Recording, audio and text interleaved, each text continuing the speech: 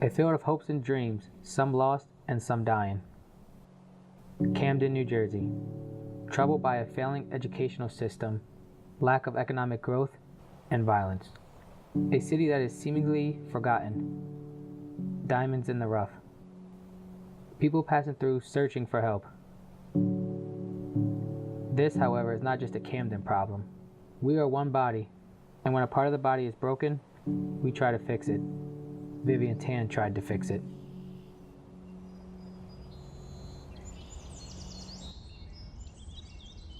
I just kept hearing the words "go into the city of Camden."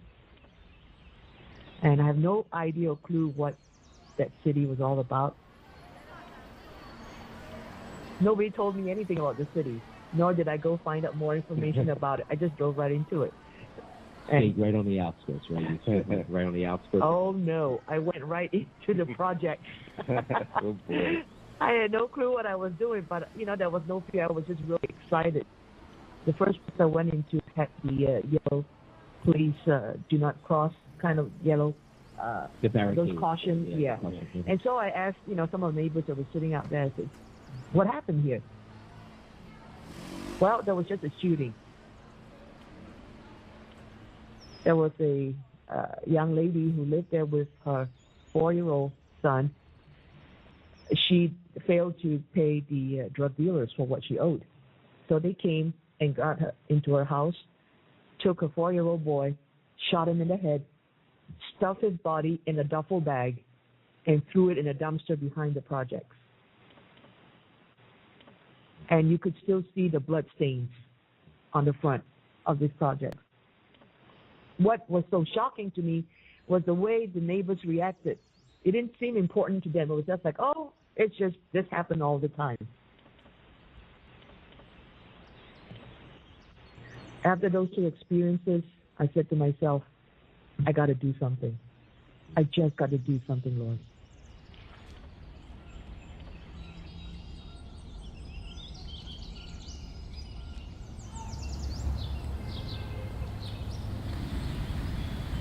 Woodland is definitely mirroring Camden a lot. I was exposed to drugs and violence on the streets of Woodland.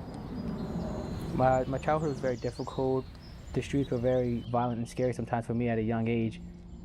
Going back to my old town, it was definitely a little heartbroken, like to see some of my classmates that I graduated with, seeing that they haven't grown since the last time we hanged. They're still hanging on the streets, or they're still. It's very heartbroken because it's like, dude, you're 24, you're 25 years old. You have a lot more potential, and you're way much better than that. Once I started getting a little older, I realized where I wanted to be in life, and luckily, thanks to Kids Alley, they cared more about me than they did their self, because they saw that I was going to be something in life.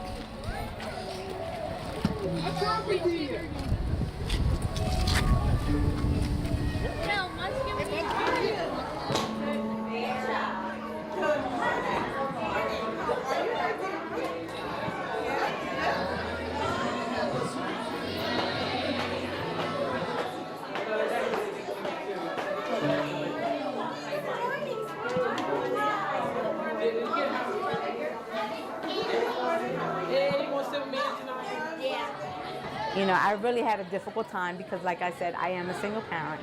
They help you to get through whatever you're getting throughout the week.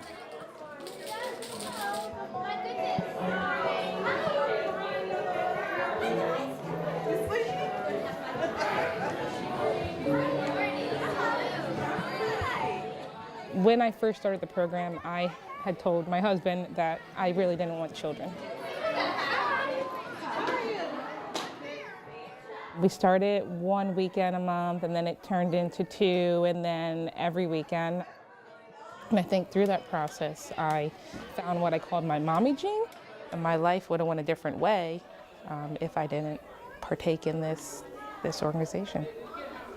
When I came into the program, or really just meeting Miss Viv, I was a little standoffish, didn't really know how to read her, what to think, and what my role should really be and what I should be doing. And I watched her nurture other people, but I found that she was also mentoring me in such a way. You know, one of the things I noticed she was really great at was letting people, you know, kind of find their own way and putting them in a position to discover what was best for them. I fell in love with her and the program because I saw her pouring out her heart and her life to these children.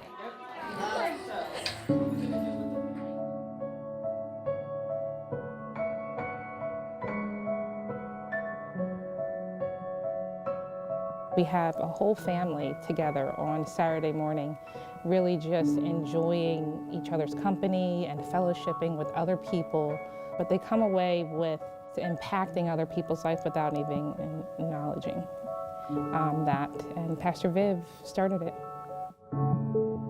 Kids Alley was a great influence in my life and my journey growing up, but the woman that really put the positivity on me was Vivian Tan, the CEO, founder of Kids Alley. Ms. Viv was pretty much like family to us. That family bond, which was amazing, coming from a lady I didn't know when I first started, and then as time progressed, we got closer and closer. A turning point was actually finding out she had a PhD, and then finding out she was wonderful and known in her career, and giving that all up. Not many people would do that. But she was sent here to America actually to study with the Philadelphia Orchestra. They funded her to come here, and she was an accomplished musician and was well on her way to, you know, probably performing at some point with a renowned orchestra. She gave up her livelihood. She, my understanding, was in the orchestra, and she gave all of that up. At the time, she, you know, was living in Philadelphia and worked with children's ministry at a church that she attended there. They would go into the city every Saturday, and they were really just talking to people in the streets. But she saw the needs, and as she talked to these children and saw that they didn't have playgrounds that were safe to play on, and they were hungry, and they really didn't have activities to do, and they were kind of just wandering the streets. God broke her heart for those children. She went back to her church, and she really was the motivation for putting together a trailer equipped with where they could do puppets and ministry, and they pulled that into the city every Saturday. She would take a trailer into Camden, and they would do puppet shows on Saturdays, and it was just in a field. And then she enlisted other people to volunteer, and it grew, and then she talked to different churches and plugged into different organizations, and then they had a location. And she eventually gave up her music career so that she could continue and grow this program. She really gave that thing that inspired you to give more of yourself, that you had all this love and you should be pouring it into someone or something. And that organization was Kids Alley, and she was the heart of it. How you gonna make sure? Obey. Obey? What else? What else? Once you get to be in Kids Alley and you've been going for so many years, it's like they're a part of you. It's like a routine. It's been already 5 years. Their dad stepped out of their life, of our life. I like to go to Kids Alley because I feel as though they are my family, and it's okay if their father is not present, you know?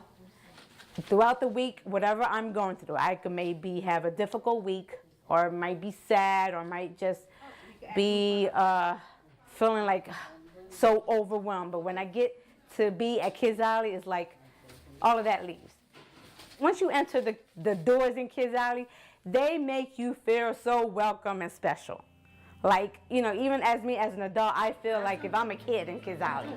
But one thing I am proud of, that I have Kids Alley. That's like my family, and they, you know, they treat my kids just like really special.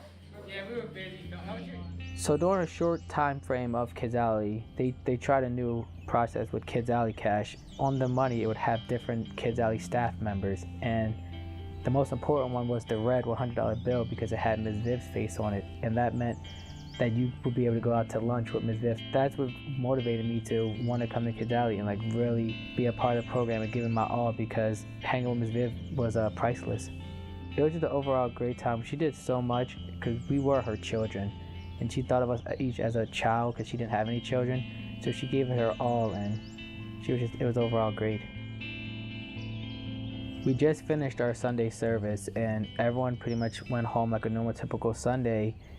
And later on in that afternoon, like late afternoon, like around 5 or 6 o'clock, my mom and the rest of the church received the information that Ms. Viv had had a stroke.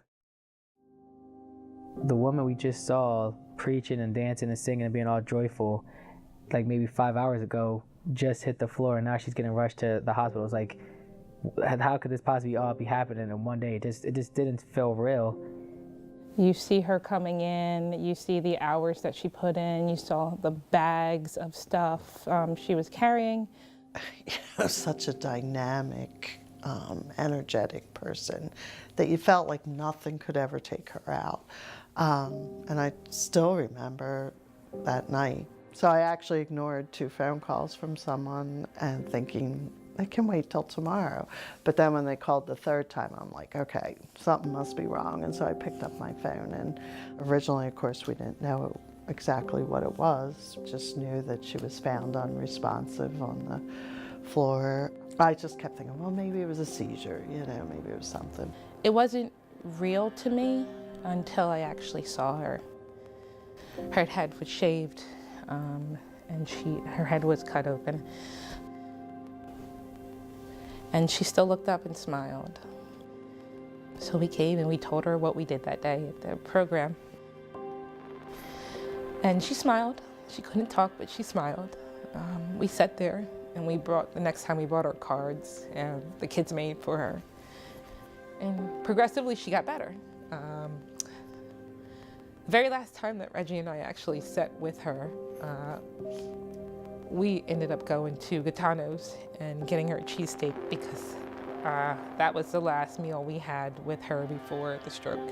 But it was tough because a lot of the kids weren't sure, just like we weren't sure, what that meant, really for the program, for them. It wasn't just, the kids thinking, oh, we lost the leader of the program. Some kids lost their friend. So the whole time that she wasn't present at the program, some of the kids were mad at her because they thought that she had left them. And that may not seem important to many people, but a lot of these kids don't have somebody constant in their life. So Pastor Viv was the constant person. And then eventually, I think we saw the opportunity for all of us to step up and really kind of pick up where she left off. And these kids still have a need, and somebody still needs to step in. Like only certain people are gifted, I think, in that area, and she was. Like, she just had a passion and a vision and a drive that, it didn't matter what obstacles you put in front of her, she was gonna, move that obstacle or find the person that could move the obstacle. What we thought initially was her, and she was the center of it, it progressed past her because it was rooted in God, and it was rooted in the spirit of empowering other people. So although it was hard continuing through that, we found a way. And I think we honor her in continuing what we're doing to this day.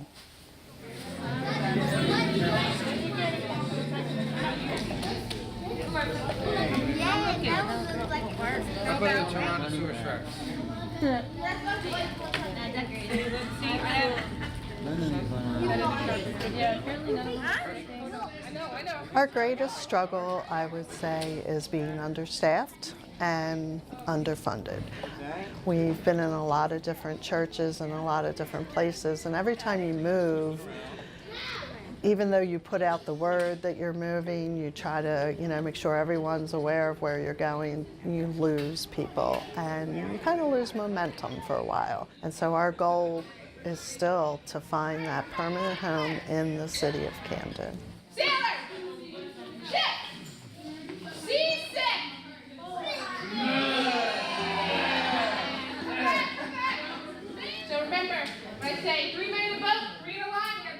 Her life goal was to build up others, and I think that's what drew and continues to draw people to the program. Oh no. Her goal, I think, also was that every child would know their value and their worth, but also have access to everything that they needed to succeed in life. Every week, I just feel like I'm a kid. I just love being there because I get to be, a kid all over again. What I learned from her was just not to give up. In a work environment, I saw her as my mentor, but in a personal environment, she was just a very dear friend. Ms. Viv saw the potential in me as soon as I started, and she knew that I could have the potential of pretty much being a pastor under her. Ms. Viv also taught me how to bounce back. She really impacted me that life is going to throw you a lot of problems and a lot of issues, but it's not how the problem hits you, it's how you work around it and bounce back from those minor issues or problems in your life. I love Kizali because if it never opened, I wouldn't be where I am today.